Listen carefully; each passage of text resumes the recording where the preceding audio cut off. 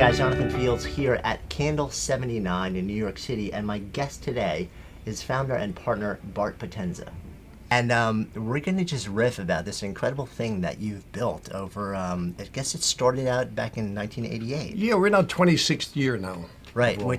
For how many years is that in New York City as a restaurant? Is I it know. equivalent of like 200 years or Yeah, something you like get that? you get like a 2-year window or a 5-year. If you don't make it, Right. you're usually done. It is a brutal business in the city, yet you have thrived, not only thrived, but you have 2 restaurants, and the big news is Building a third on the west side, which yeah. is about to open in a matter of weeks right now. Right. So take me back to 1988, because you weren't already, this was not your whole lifetime journey. You were an art dealer for I was some an art dealer up until about 1977.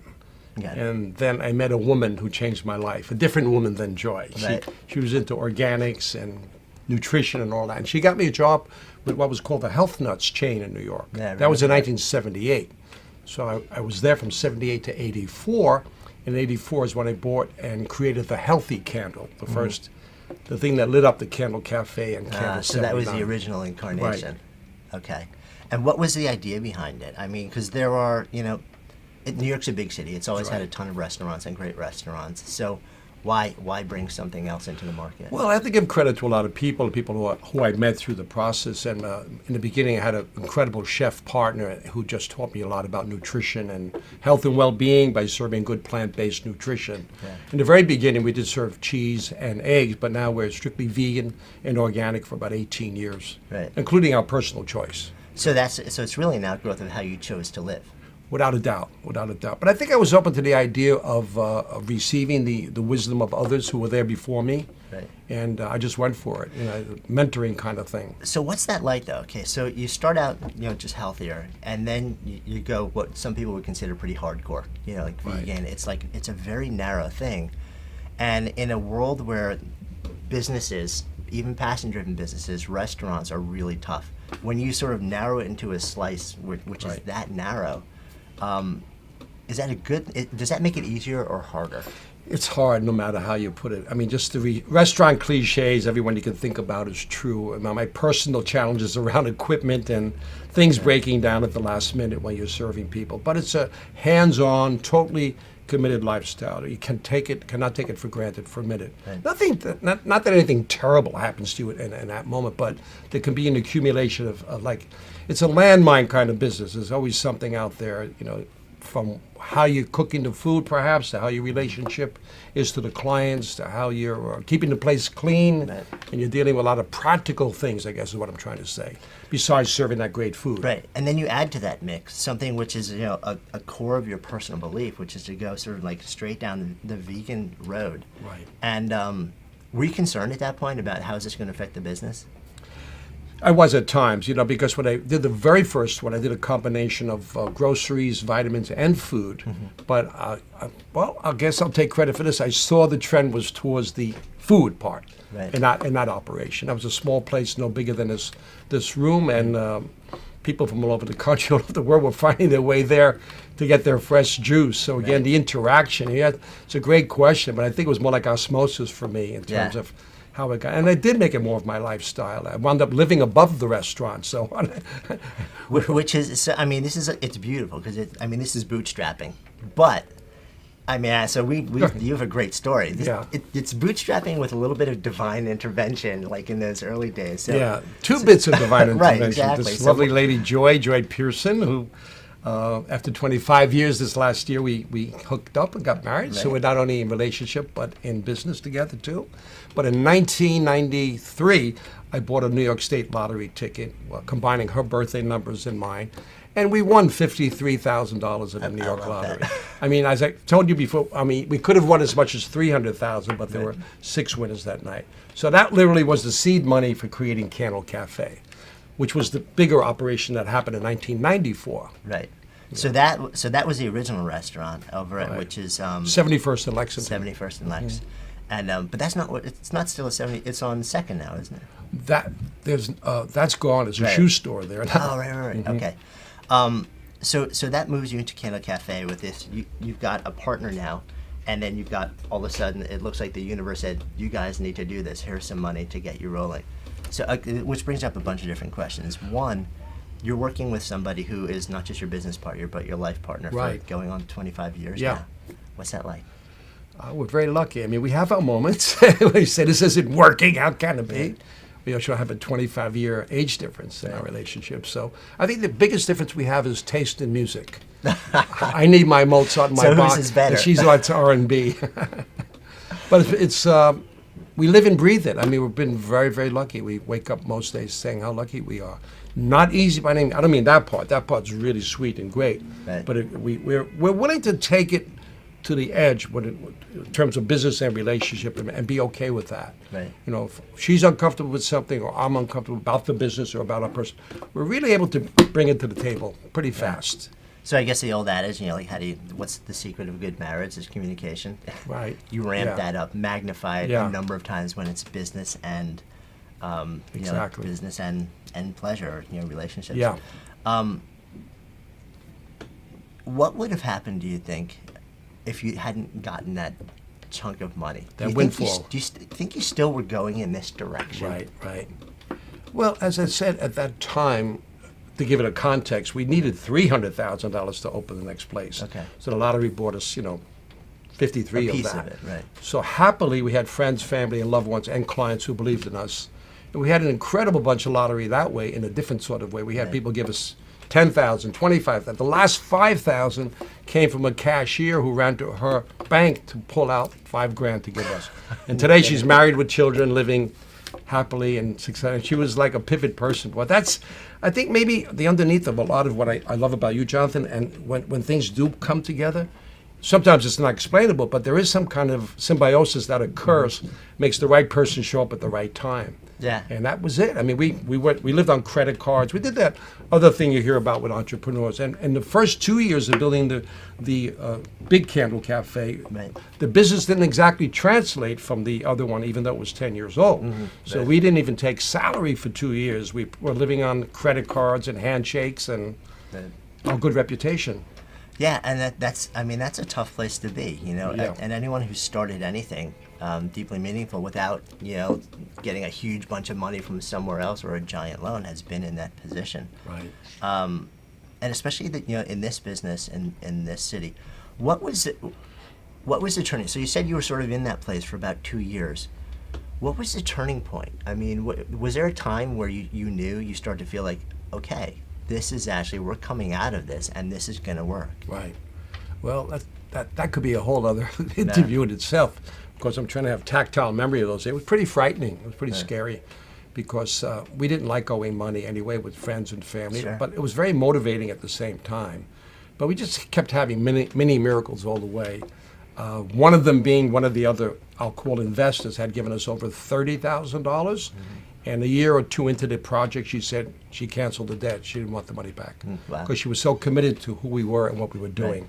It has some religious thing attached to it too, but I think it's a really powerful point that a lot of people don't focus on, and that's, it seems like the universe started to rally to support you in so many Exactly. different ways. And without going, you and I could go way down Right. the woo-woo train, but just sort of keep it more mainstream. I think because this was a manifestation, it wasn't just a business idea like, hey, I think there's a market for this in Right. New York. Right. This was like a living, breathing manifestation of who you enjoy, where you live it, you breathe it. Sure. And I mean, I've always believed that people feel that, they sense it, and because there's so little of that in the world, when they see that, they want to be a part of it. I mean, have you experienced that? Very much so, yeah.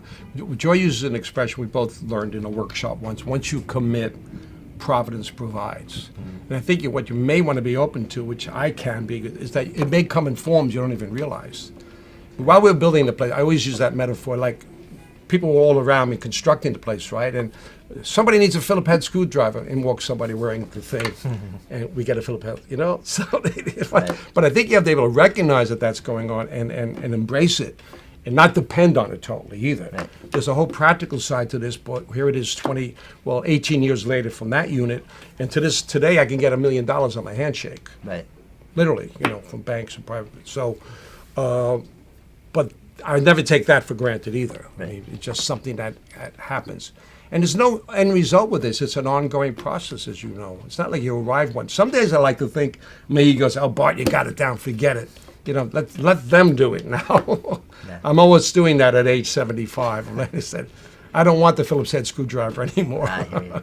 So there's this sort of sense of divine intervention when you're doing something that's really powerfully aligned with who you are. But at the same time, like you said, look, this is a real business with real bills and real money that has to come in, real money that has to go out. So Right. you have to get really practical. As you were growing, one of the things. So when I look at what you've built, it's not a restaurant or a couple of restaurants. To me, it's a family. It's a mission. There's a philosophy that fuels Yeah. the people. So as you're looking to grow this thing of yours, Right. how do you figure out who you want to bring into your circle to help you grow it? From the person who helps mop the floors to the person who's managing your money. Incredible question. I mean, it's once we established it being our lifestyle choice, once again, we did attract a cadre of people, some of which you've already met here, that were attracted to what we were doing. But I think in the end, if you should wait to the end, one of the frustrations about this whole process I'm sort of bragging about is sometimes it's difficult to find people that share your mission. Yeah. So at times, we develop people and we bless them all. I've lost many of them to a Broadway show or the people in the restaurant business very often have dual careers, so it's not like they're totally committed to that. But happily, we've had staff anywhere from 10 to 26 years with No us. kidding.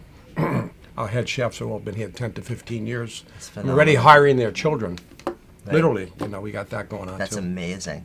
And But you, I mean, when it attracted, I don't know. I think Joy and I were just so nose to nose with and we thoroughly love the food. By the way, there's Right. no doubt that. well, and obviously, I mean, it stands to reason no restaurant is going to survive in New York beyond a very short window if the food isn't phenomenal and if Yeah. just the experience isn't phenomenal. Exactly. It just doesn't Exactly. happen. So obviously, like that's a given, which is interesting too, because for now, like a strict vegan restaurant, the association that most non-vegans have is not good. Right. And the amazing thing is that you can come into any of these places, and it doesn't I wouldn't tell anybody that, hey, we're going to Candle, it's vegan, Got it. because they wouldn't care, because the food, Right. everything here is so phenomenal. But I want to circle back though to just to go a little bit deeper on the people that you bring in. What do you look for, and what's important to you when you're looking at those people, no matter who it is? If it's the person behind the bar or the person Right. serving. What is it? I mean, is it something tangible? Is it ethereal? What is it? Right. Well, it's my favorite part of the New York Times on the weekend, by the way. They do interviews with entrepreneurs, and they very often ask that kind of question, like, what do you ask in an interview and that kind of thing. Off the top, I'm saying I need to be won over a little bit. Yeah. I could be a little stringent and tough in a very objective way, I think a lot of people don't know how to present themselves properly, even though they might want to be on board with us. They just don't. They don't have the skill set to make that process be a little easier, a little faster. I'm just thinking about the ones I've taken on through the years. I think what's happened very often is the one that sort of attracted me to Joy in the very beginning. You know what she said to me? What can I do to help you? Nah. Now, what can I do for you? And that's stuck with me for 25 years about her. And you don't hear that too often if you think about that. We don't have to go into that too deeply now. No, but in life, most people, like even in the hiring process to this day, we feel that most of what I'll have to call the younger generation is immediately looking at what's in for them. As a young guy with many kinds of jobs, I always went to places that were already busy. And I wanted to offer my experience, my energy to that busyness. Right. And in each case, it developed into more. So if there's many lessons here today in this thing, I think I'd like to give that one out Yeah, there. and so Go it's- in with what you can give. Don't say, what are you going to do for me? Right. Which is obviously, we all come with some level of self-interest, and have to, we're human. yeah. That You is need a the way pat, we you need are. a salary. But I couldn't agree with you more. I mean, I've had businesses, and I look for things, and it's the same thing. It's like I'm looking for somebody who's there to serve, who believes in what I believe in, Right. and is there to serve, buys into the bigger mission, and says, okay, I want to go along on this ride, and I want to serve. I want to serve you. I want to serve the effort. It sounds like you're saying essentially Yeah, the same yeah, thing. yeah. And my guess is that when you find people like that, those are It's a lot very of people that have attractive. been It's with very you for so attractive. long. Right. Very attractive. Yeah. Because the mission is big. I mean, to go back to sort of the beginning of our company, people who are taking this into their lives as a lifestyle choice, which, by the way, is mostly women, I must say. About 80% of the client base are women, and we have found that most of the clients who come here they're not vegetarian necessarily. Right. They just love the food. Right, and it's got to make them feel good, even if they're not Sure vegetarian. does. That they're eating something Right. clean and healthful, Mhm. and it's good for them. Especially we're on the Upper East Side of New York City right now, which is it's a big family neighborhood. Right. And I'm sure you have a lot of moms in that sort Without of a doubt, women clientele. yeah. Do you see them bringing their kids in and trying to get their kids For sure. exposed to this early on in life? We see that part, and then we see around, well, all the time, but mostly around holidays when the college-age kids come home, who are committed, I must say, somewhat to which is beautiful, to the animal rights movement, as well as veganism. They bring their parents in, Right. and then they become, we do comment cards in the room. We must have shopping bags full of them. 99.99 are like incredible, beyond positive. I had one a week or so ago where we asked someone, where did you find out about us? And they said, in a hot tub in Cabo, New Mexico, or Cabo, Mexico. I mean, come on. One lady, how'd you find out about us? Oh, from a falling star, she said. I mean, there's a little book. We could compile those comment cards. It's sweet, Right. sweet stuff. You should take those and make a book out of the Well, comment the other cards. part, That'd be which is great. a more serious turn to a lot of what we're talking about, we also address health issues that people have. Right. A lot of health issues are brought into the In fact, remind in the very early days of being in the business, when you asked me so sweetly before what it feel like, a lot more back then and a lot now dealt with how people were feeling in terms of their own health and well-being. In other words, allergies was always a big issue. People couldn't have certain things, and now the big gluten-free part of the business. We have a major commitment to that. So once again, I've given Joy a lot more credit for that part because she's a nutritionist by training. So she brings that venue in, and we welcome people at every level that way, Right. and most of them have a good experience. So I think one of the lessons here, also just from a business standpoint, from an entrepreneurship standpoint, is so many people I think are terrified to really go narrow and deep with what they Right, do. They just right. want to. They want to say, "Well, who's my customer?" Well, it's everybody. It's just people who enjoy great food. Good point. Mhm. But I think the bigger message is, yes, okay, it's everybody, but from a really what do I want to be known for standpoint, then there's sort of the narrower you go, the more people can say, well, what is Candle? And you're like, who is Bart? And there's a one sentence answer. And it's like, it's fantastic, healthful, Right. vegan food in New York City, or some variation. There's a of that. trust word attached Right. to it too. There's people kind of know, they can identify you with you are the best in New York at this, and that's where everyone goes. And I think you guys have done, either intentionally or non-intentionally, just because you believe in what you believe in, from a branding standpoint, a phenomenal job of Yeah. building the Candle brand. Right. We've broken out wholesale now. We have 4 frozen food items being sold in Whole Foods all over the So country. tell me now, how too. that happened.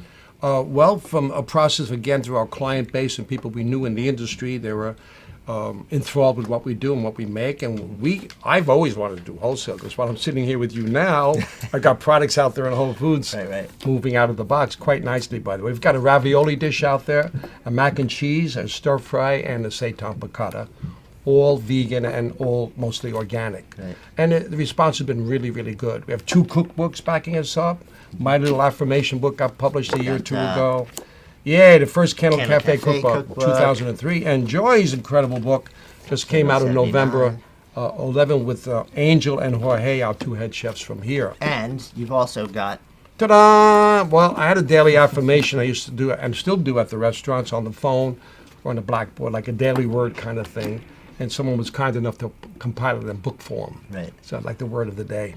So let's circle back to this sort of.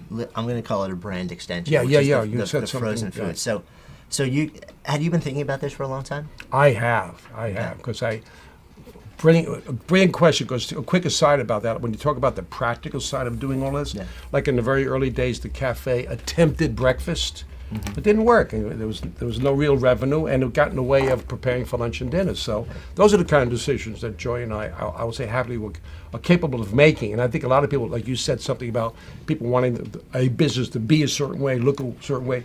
You got to be willing to listen and hear. Yeah. I learned that from the Health Nuts a lot. We all walked around with clipboards to write down, people's requests, and it could have been something very esoteric, like a vitamin without something in it or with something in it. So anyway, I've always been happily prepared that way. So to shift and change with the times, and like even here now, when we first started, we couldn't even handle catering, but now we can. And so, I guess to look at growth within the growth is important for any entrepreneur, and not just stay with the status quo. And it sounds like what you're saying also. So you've got like reams of comment cards from the restaurants, and even back in the health nuts day, everyone's walking around with clipboards. So, which a huge part of this and a huge part of success in anything is being sort of like flexible enough with your ego and what you believe people want to just like sort of step back, shut up, and listen. Right.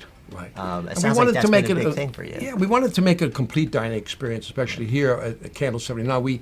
We now have a full liquor bar here. Now, that was unheard of in the organic, vegan, vegetarian movement 10 years ago. We always had wine and beer, but we're giving people a complete dining experience. Right. We've actually lost people from time to time because they couldn't get a scotch here.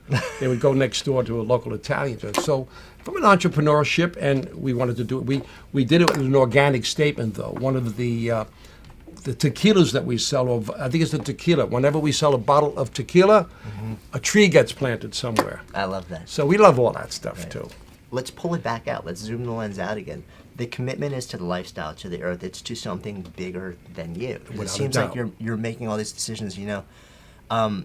I mean, does that lead you to make decisions in the business where you end up spending more for certain things, but you know it's the right thing to do inside? We sure do. And again, perfect question. I mean, our outreach, Joy does school lunch programs throughout New York City, teaching young children nutrition and plant-based nutrition. Our outreach I'll call it for charities and such like, is enormous. I mean, we not only are we an organic vegan restaurant, but we're part of the green movement, so to speak. And we are told that when you commit to veganism, your carbon footprint is automatically 25% less on the planet, just by your choice of how you're eating. I mean, you can make another thing off of that one.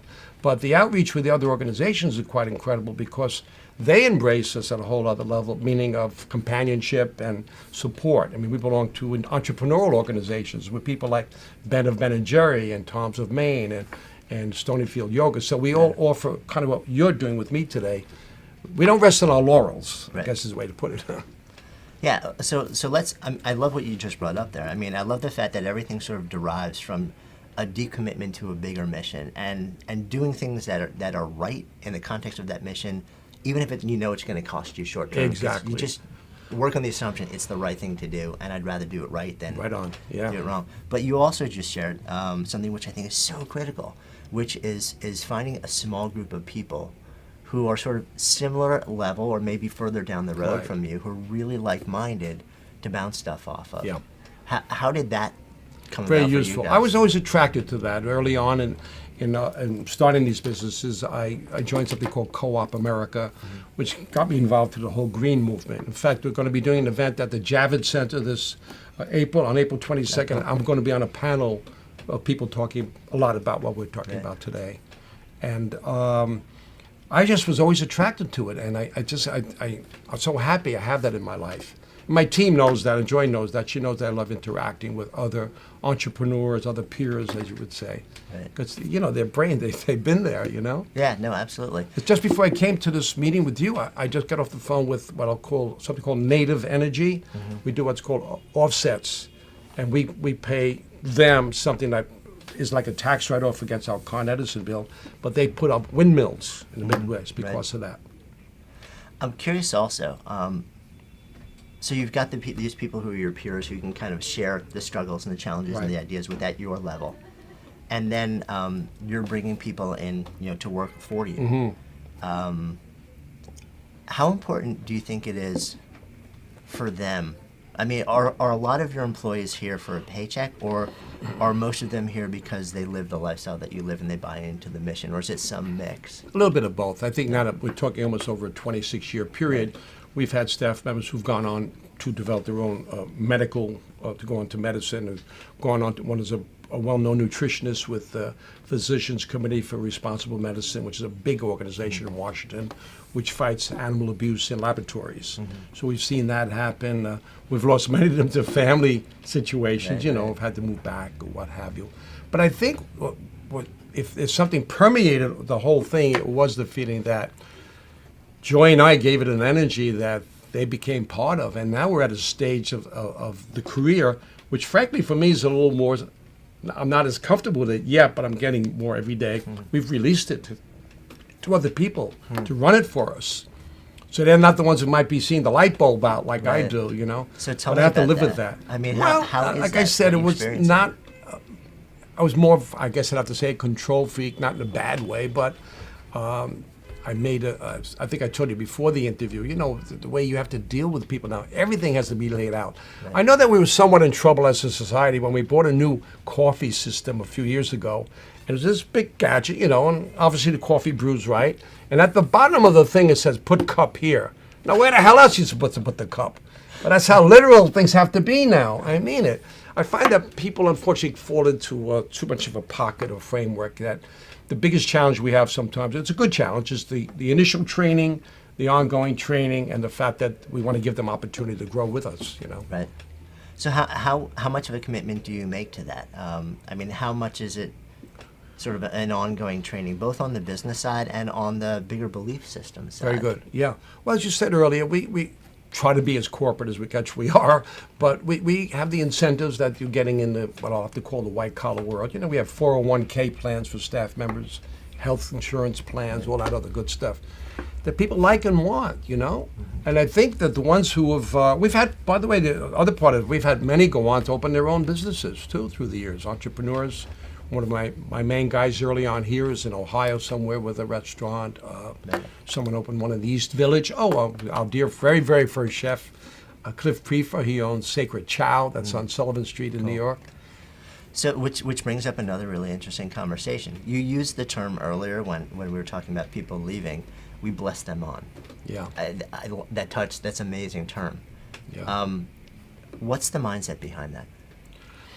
I'm very confident. I really am. I feel like I have nothing to lose, other than maybe carrying a shift Right. on a busy day or something like But that. it's like I know. But if people have done it for me, maybe Right. that's the more proper. So it's kind of like so paying that- it forward to a certain Yeah, the extent. mentoring thing I mentioned in that little book I had an article in about mentoring was that when I look back in my life, I was very lucky. I always worked for, well, I'm now the older guy, but I always worked for the older guys, all women. I had very influential women in my life, in my 20s and 30s. So I was like a sponge. And Italian-American kid from the Depression-era household, who knows why? I mean, there was something about it that attracted me to it.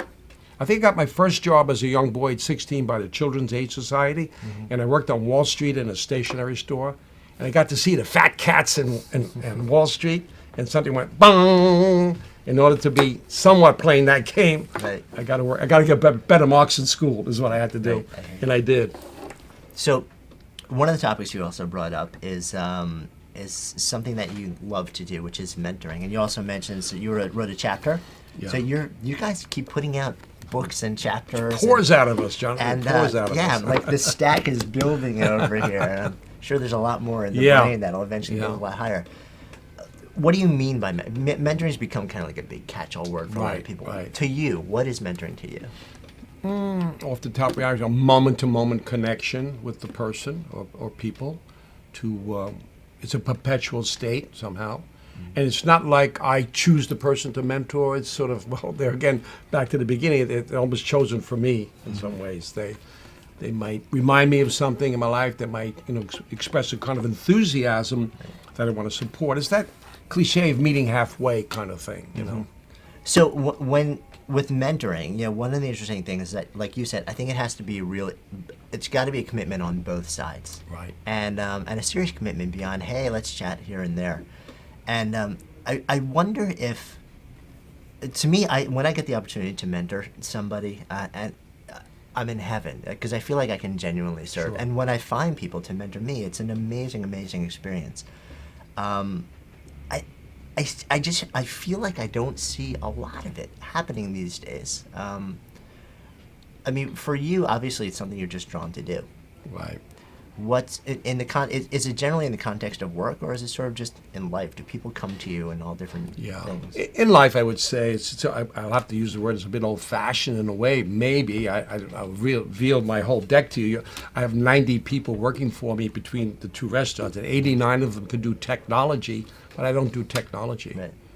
I'm a Luddite, so I barely have a phone. So I'm still doing it in whatever embracing way my mindset tells me to do it. Right. So I used to have them do stuff for me because they say, "Oh, can you pull up that email for me, or can you send that email for me?" But at the same time, Candle has a great website. You Without a have doubt. people on social media. I mean, Right. Candle Cafe is tweeting every day. They're on Exactly. Facebook. Yeah. So you. I was willing to release Right. that. So maybe it's not you, but exactly, like you release it and you give it to somebody. I and love you, it. and you I recognize love that it. it's something that's right, and I valuable. feed into it literally Right. and figuratively about, hey, by the way, like on Valentine's Day, which just passed. Each year, we get an overflow like of 100 people. So I put out to my team, call those 100. I mean, get their names and let's offer them something for the next time they come back. There are moments you can't waste in a business. Right? It's an important one to have as an underlying theme for a lot of what we're talking about. Meaning there are things that'll come to you so dramatically sometimes, and if you don't recognize it and utilize it, you could lose it. Like that was like an overflow crowd. I mean, who wouldn't want that Right. anywhere in life? But give them something. Don't disappoint them that they couldn't get at here on Love Night. Coincidentally, as a vegan restaurant, our two busiest days of the year are Valentine's Day and Thanksgiving. So figure it that's out. Well, we'll say interesting. that. Yeah, well, the people who are committed to it, Right. they want to be in a place that supports Right. their lifestyle. No, that's great. Let's wrap up, kind of coming full circle Sure. to what you guys are about to do. So, two successful restaurants. By the way, I mean, we used to live in this neighborhood years ago. Right. And this was like the dead spot. Yeah, I know. I mean, this was the place where nobody could get anything to work, and then you guys show up, and all of a sudden, Yeah. the energy changed, something shifts in the earth, and you guys are rocking out. Yeah. Were Well, you- it was a 2-year window again, Right. though. It wasn't an overnight. But I thing, mean, right. you guys knew this too, because you know the neighborhood. Right. Did that make you nervous? Not so much, because two quick stories about that. The reason we took on the second restaurant in the neighborhood, we thought we were losing our other one. It was Okay. a dirty deal made with the landlord and a neighbor. Anyway, that fell through, so we kept that and we got this. Right. But we also had a Feng Shui master working with us, Judith Wendell of Sacred Currents, and she's working with us now in the new operation and here. Right. And we got major press in the Times about, will the Feng Shui turn the curse around? And that was 8.5 years ago. Right, So- because I remember it was like this was the cursed spot, and Yeah, now it's I know. knock Well, it's on wood, difficult. It's not obviously, easy but- because, as you know, you're sitting upstairs in a 2-level restaurant, Right. which has its own challenges. But Yeah. we can make that another story. So let's go full circle here now to you're 2 or 3 weeks away from. You've got 2 successful restaurants. Right. You guys have been doing this for a couple of decades now. You're rocking out. You've branded out. You've got books. You've got frozen entrees in major markets across the country.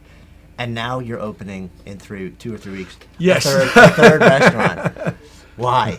Well, make that a big why. 2 quick things on that again. We've had West Side requests for 10 years probably. Yeah. People pounding on the door, when are you coming west? And we really found a sweet spot that said, all right, come on. We took over a restaurant that pre-existed. It was in pretty good shape. We find it out, we're renovating and redoing, floors, bars, and kitchens. So it's a lot more work than we thought. But we're really doing it to kind of summarize, I think, a lot what we've talked about. The mentoring piece, especially for Joy and the team.